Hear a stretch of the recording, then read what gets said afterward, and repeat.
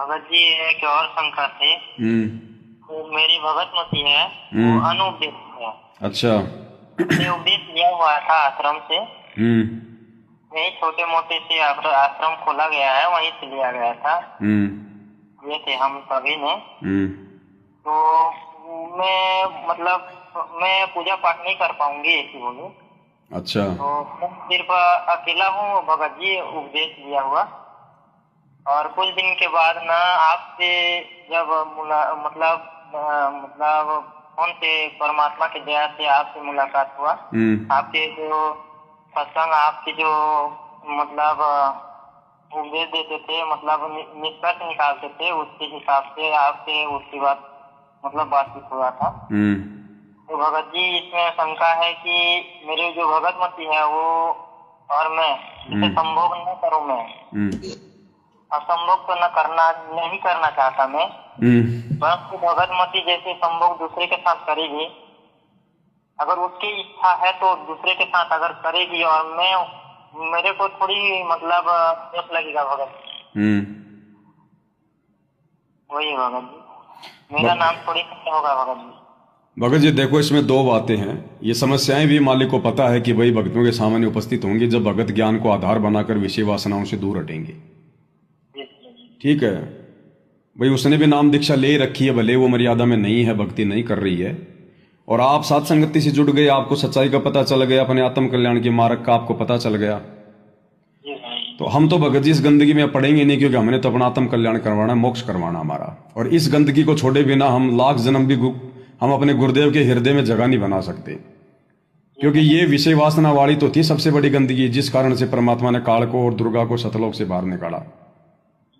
और हम कैसे भाई आज वही गलती करेंगे जब हमारे को सच्चाई का पता चल गया। दूसरा, परमात्मा अपनी वाणी में कहते हैं कि जब तक हम विषय वासनाओं से दूर नहीं होंगे हम तो भगत ही नहीं कहलाएंगे। भग भोग्या भग उपजय, भग से बचा न कोई, और जो कोई भग से बचे भगत कहावे सोई। तो आज से पहले तो नहीं पता था, लेकिन अब जब पता हो गया फिर हम क्यों गलती करेंगे। हमारा टारगेट तो सतलोक जाने का है ना। और इस बीच आपको बात समझ में आ गई, आपकी औरत को समझ में नहीं आ रही है, वो चाहे जगत से है चाहे भगत है, और वो यदि अपने कर्म अगर वो बिगाड़ती है तो परमात्मा ने बताया फिर ऐसी औरत को घर में नहीं रखना चाहिए। जब आपको ये कन्फर्म हो जाए कि आपकी औरत के किसी गैर पुरुष से नाजायज संबंध है तो ऐसी औरत को फिर घर में नहीं रखना चाहिए। ये परमात्मा का भगत जी विधान है, और ये परमात्मा ने अपने सत्संग में भी मालिक ने बोल रखा है। पतिव्रता का अंग एक सत्संग है गुरुदेव भगवान का। आप जी उसमें भी सुन सकते हैं, दास के पास होगा तो मैं भी एक बार कोशिश करता हूं आपको सुनाने का। तो क्या कहते हैं, आन खसम से हंसत है वो चंडी चोर चुड़ैल, जिनसे क्या घर बास है वो घर में बसे गुड़ैल। एक पुरुष अपना सही दूजा आन अनीत, अपने पति से राती ये और शिला सब बीत। सुकर्मी घर में रहे पतिव्रता सोनार, आन पुरुष से प्रीतड़ी ना रखिए घर बार। अब आपको भी संदेश दे रहे हैं परमात्मा कि जो स्त्री आपके अतिरिक्त किसी अन्य में आस्था रखती है तो वो घर में रखने योग्य नहीं है। और यहाँ इसी प्रकार परमात्मा कहते हैं जो मेरे अतिरिक्त किसी अन्य देवता को पूजेगा तो मैं भी उसको अपने घर में अपनी शरण में नहीं रखूंगा। स्पष्ट कर दिया गुरुदेव भगवान ने भगत जी। ठीक, आपने सुन लिया होगा कि जो स्त्री अपने पति के अलावा किसी और में आस्था रखती है, शारीरिक संबंध यदि वो बनाती है तो वो घर में रखने योग्य नहीं है। इसी प्रकार भक्ति मार्ग में जो आत्मा अपने गुरु से हटकर किसी और में आस्था रखेगी, देवी देवताओं में, आन उपासना में, परमात्मा उसको अपने मार्ग में नहीं रखेगा। तो ऐसी औरत यदि आपको ये कन्फर्म है तो फिर भगत जी आप उनसे प्रार्थना कीजिए। मार पिटाई का मार्ग नहीं है, ध्यान रखना। ना गाली निकालनी है, ना उस पर हाथ उठाना है। मालिक की मर्यादा में रहकर अगर आप उसको कहेंगे कि बहन आपकी मर्जी है, आप इस घर में नहीं रह सकती, आपने जहां भी रहना आप रहो, जहां भी जाना आपने जाओ, आपके कुकर्म हमारे सामने हैं, इस घर में आपके लिए कोई जगह नहीं है। अगर वो परमात्मा से माफी मांग के फिर यदि अपनी गलती को यदि वो सुधारती है तो फिर उस घर में उसके लिए जगह है, बाकी नहीं भगत जी। बाकी अब ये नहीं चलेगा भगत जी, क्योंकि देखो ये बिल्कुल कलयुग की बिचली पीढ़ी का समय है। ये पति पत्नी का खेल, ये गुड्डा गुड्डी का खेल हम लोग असंख्य जन्मों से खेलते आ रहे हैं। हमने अब की बार अपना पीछा छुड़वाना भगत जी। अगर समझ में आ गई तो हमने दृढ़ ही रहना है, चाहे किसी का पति बिगड़ो चाहे किसी की पत्नी बिगड़ो। और प्यार प्रेम से, लड़ाई झगड़े का मार्ग नहीं है, मार पिटाई का मार्ग नहीं है। नहीं तो काल ना जाने आपके ऊपर 20 मुकदमे लगवा देगा, क्योंकि आप मार पिटाई करोगे, गाली निकालोगे तो भगवान की मर्यादा टूट जाएगी। मर्यादा टूटने से फिर काल आपके ऊपर हावी हो जाएगा। तो जब आपको एक कन्फर्म हो पूरा कि हाँ इसके संबंध किसी और के साथ में है, उसके बाद में आप उसको बैठा के एक बार तो प्यार से समझा दो कि देखो आइंदा अगर ऐसी शिकायत मेरे सामने आ गई तो फिर इस घर में आपके लिए कोई जगह नहीं है, कोई स्थान नहीं है। और फिर भी नहीं मानती है तो फिर उसके माता पिता को भाई आप मतलब सूचना दे दो कि ले जाओ भाई अपनी बेटी को, इस घर में इसके लिए कोई जगह नहीं है। बाकी फिर वो जो मर्जी बकवाद करे, आप अगर मर्यादा में हो तो परमात्मा आपका बाल बाका नहीं होने देगा। ठीक है जी। और कुछ भगत जी? और एक जो घर में है भगत जी, जो मेरा कमरा है वो छोटा सा कमरा है भगत जी।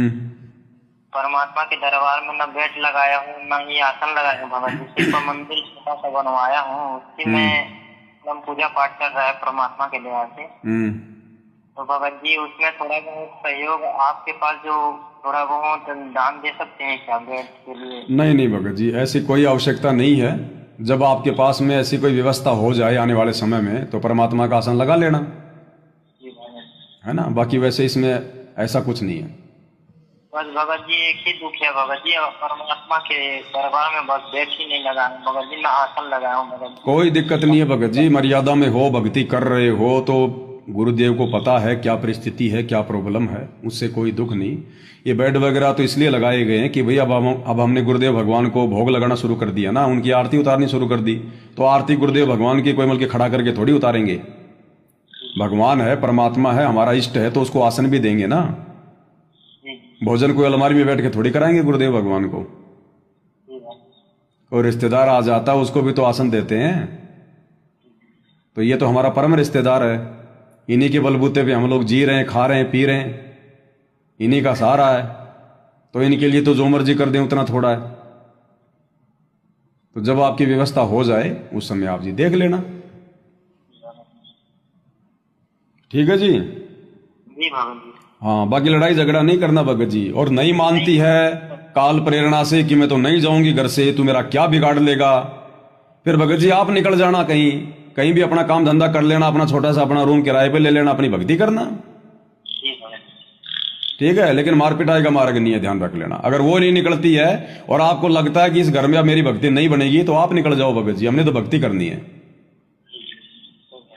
ठीक है। और बाकी परमात्मा से प्रार्थना करना कि भगवान इसको सद्बुद्धि दो, क्या पता मालिक दया कर दे। ठीक है। ऐसे तो दंडवत प्रणाम करती है भगत जी, प्रसाद लेती है, ग्रहण करती है। देखो भगत जी, मर्यादा नहीं है तो चाहे कितने दंडवत प्रणाम कर लो, कितना कुछ कर लो, कितना सुमरण कर लो, बिना मर्यादा के भक्ति का अंश भी अंदर नहीं जाएगा। ऐसे बिना मर्यादाओं में रह के भक्ति करने वाले भगत जी पता नहीं कितने चले गए, आज वो गधे बन के घूम रहे हैं। मर्यादा प्रथम है, बिना परहेज के डॉक्टर की दवाइयां काम करेंगी क्या? तो बिना मर्यादा के ये भक्ति वाली दवा हमारे अंदर कैसे जाएगी, ये कैसे काम करेगी? नियम तो नियम ही है ना।